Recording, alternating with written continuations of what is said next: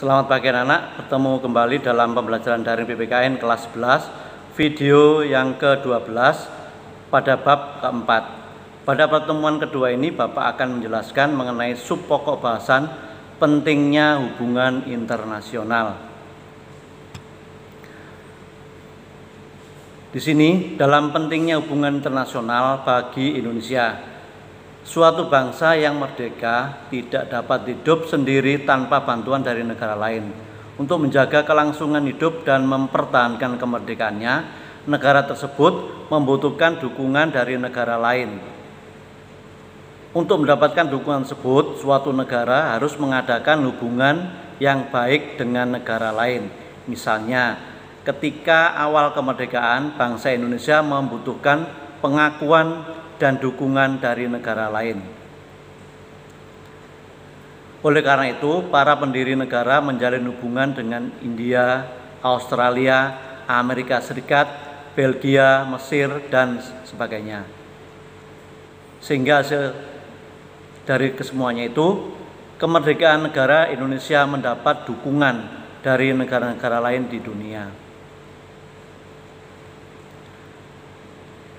Suatu negara dapat menjalin hubungan dengan negara lain manakala kemerdekaan dan kedaulatannya telah diakui secara de facto dan de jure oleh negara lain.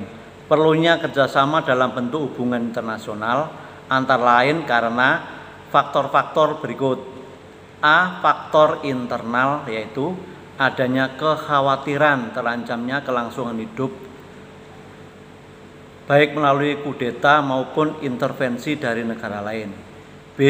Faktor eksternal, yang ketentuan hukum yang tidak dapat dipungkiri bahwa suatu negara tidak dapat berdiri sendiri tanpa bantuan dan kerjasama dengan negara lain.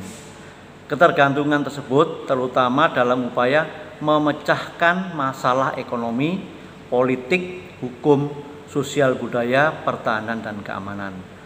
Bagaimana hubungan internasional yang dibangun oleh bangsa Indonesia? Demikianlah pertanyaan untuk menggali bahwa kita pentingnya hubungan dengan negara lain. Berikut arti pentingnya hubungan internasional bagi bangsa Indonesia, yaitu suatu pola internasional yang dibangun oleh bangsa Indonesia seperti dalam kebijakan politik luar negeri Indonesia. Bangsa Indonesia dalam membina hubungan dengan negara lain menerapkan prinsip politik luar negeri yang bebas dan aktif, terutama kepentingan pembangunan di segala bidang, serta ikut melaksanakan ketitipan dunia yang berdasarkan kemerdekaan, perdamaian abadi, dan keadilan sosial. Kemudian dalam pembangunan hubungan internasional bangsa Indonesia ditujukan untuk meningkatkan persahabatan dan kerjasama bilateral, regional, dan multilateral melalui berbagai macam forum sesuai dengan kepentingan dan keamanan nasional. Selain itu, bagi bangsa Indonesia, hubungan internasional diarahkan untuk hal-hal sebagai berikut. A. Pembentukan satu negara Republik Indonesia yang berbentuk negara kesatuan dan negara kebangsaan yang demokratis. B. Pembentukan satu masyarakat yang adil dan makmur secara material, spiritual dalam wadah NKRI. C. Pembentukan satu persahabatan yang baik antara RI dan semua negara di dunia dengan dasar kerjasama membentuk satu dunia baru bersih dari imperialisme dan kolonialisme menuju perdamaian dunia yang sempurna. Selanjutnya D. Mempertahankan kemerdekaan bangsa dan menjaga keselamatan negara. E. Memperoleh barang yang diperlukan dari luar untuk memperbesar kemakmuran rakyat apabila barang itu tidak mau atau belum dihasilkan sendiri. F. Meningkatkan perdamaian internasional karena hanya dalam keadaan damai Indonesia dapat membangun dan memperoleh syarat yang diperlukan untuk memperbesar kemakmuran rakyat. Yang G.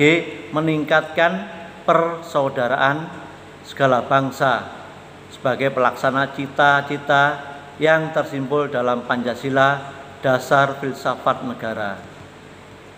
Berdasarkan uraian di atas, dapat disimpulkan bahwa untuk mencapai tujuan yang diharapkan dari pelaksanaan hubungan internasional, bangsa Indonesia harus senantiasa meningkatkan kualitas kerjasama internasional yang dibangun dengan negara lain.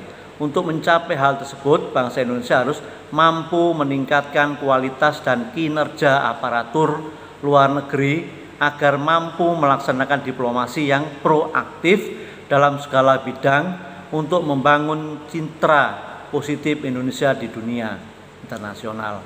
Selain itu, harus mampu memberikan pelindungan dan pembelaan terhadap warga negara dan kepentingan Indonesia, serta memanfaatkan setiap peluang bagi kepentingan nasional. Berikut Bapak akan menjelaskan mengenai politik luar negeri Indonesia menjalin hubungan internasional. Berkaitan dengan hal tersebut, bentuk kerjasama dan perjanjian internasional yang dilakukan oleh bangsa Indonesia merupakan perwujudan dari politik luar negeri Indonesia. Selain itu, politik luar negeri juga memberikan corak atau warna tersendiri bagi kerjasama dan perjanjian internasional yang dilakukan oleh suatu negara. Untuk mengetahui corak politik luar negeri Indonesia, marilah kita lihat pembukaan Undang-Undang Dasar Negara Republik Indonesia tahun 1945. Alinea keempat, yaitu ikut melaksanakan ketertiban dunia yang berdasarkan kemerdekaan, perdamaian abadi, dan keadilan sosial. Pernyataan tersebut mengindikasikan bahwa politik luar negeri Indonesia memiliki corak tertentu pemikiran para pendiri negara atau founding father yang dituangkan dalam pembukaan Undang-Undang Dasar 45 tersebut didasari oleh kenyataan bahwa sebagai negara yang baru merdeka, kita dihadapkan pada lingkungan pergaulan dunia yang dilematis, yaitu bahwa kita dihadapkan dengan dua blok barat dan blok timur. Blok barat dengan mengusung falsafah ideologi liberal. Kemudian blok timur yaitu mengusung ideologi komunis. Kepada negara Indonesia yang baru saja merdeka, berupaya keras mempertahankan kemerdekaan dan rongrongan dari berbagai ancaman dari luar maupun dari dalam. Bagaimana Indonesia tetap melaksanakan ideologinya, yaitu Pancasila dan Undang-Undang Dasar 1945 tanpa terpengaruh dari kedua blok tersebut, yaitu blok barat ideologinya liberal dan blok timur yaitu ideologinya komunis. Menurut Muhammad Hatta, Wakil Presiden Republik Indonesia, di hadapan para pekerja Komite Nasional Indonesia mengumumkan politik luar negeri Indonesia yang antara lain sebagai berikut. Kita bangsa Indonesia yang memperjuangkan kemerdekaan bangsa dan negara kita hanya harus memilih antara pro Rusia atau pro Amerika. Apakah tak ada pendirian lain yang harus kita ambil dalam mengejar cita-cita kita? Berikutnya, pemerintah Indonesia pada pernyataan di atas pada waktu itu berpendapat bahwa pendirian yang harus diambil tidak menjadikan negara kita terjebak dalam kepentingan dua blok tersebut. Negara kita tidak mampu atau mau menjadi objek dalam pertarungan politik antara dua blok tersebut. Negara kita harus menjadi subjek yang berhak menentukan sikap sendiri dan memperjuangkan tujuan sendiri. Untuk itu, Muhammad Hatta menyampaikan pidatonya dengan judul yang menarik, yaitu Mendayung Antara Dua Karang, yang disampaikannya sebagai berikut. Dalam pidato tersebut kemudian dirumuskan secara eksplisit sebagai prinsip bebas aktif yang kemudian menjadi corak politik luar negeri Indonesia, yaitu bebas dan aktif. Sifat politik luar negeri inilah yang mewarnai pola kerjasama Indonesia dengan negara lain, yaitu Indonesia telah menitik beratkan pada peran atau kontribusi yang dapat diberikan oleh bangsa Indonesia bagi kemajuan peradaban dan perdamaian dunia. Hal ini dapat dilihat dari peristiwa yang menggambarkan bentuk kerjasama yang dikembangkan bangsa Indonesia. A. Yaitu Indonesia menjadi anggota PBB yang ke-60 pada tanggal 28 September tahun 1950. Meskipun pernah keluar menjadi anggota PBB pada tanggal 7 Januari tahun 1965 sebagai bentuk protes atas diterimanya Malaysia menjadi anggota tidak tetap Dewan Keamanan PBB. Akan tetapi pada tanggal 28 tahun 1966 Indonesia masuk kembali menjadi anggota PBB sebagai anggota tetap, yaitu ke-60. Yang B. Memprakarsai penyelenggaraan Konferensi Asia Afrika tahun 1955. Yang C. Aktif sebagai salah satu pendiri gerakan non-blok atau GNB pada tahun 1961. Pada tahun 1992 dalam konferensi negara non-blok melangsungkan di Jakarta, Indonesia ditunjuk sebagai ketua GNB. Berikut yang D. Terlibat langsung dalam misi perdamaian Dewan Keamanan PBB mengirimkan pasukan, yaitu namanya pasukan Garuda, ke negara yang dilanda konflik seperti Kongo, Vietnam, Kamboja, Bosnia dan sebagainya. Yang berikut E.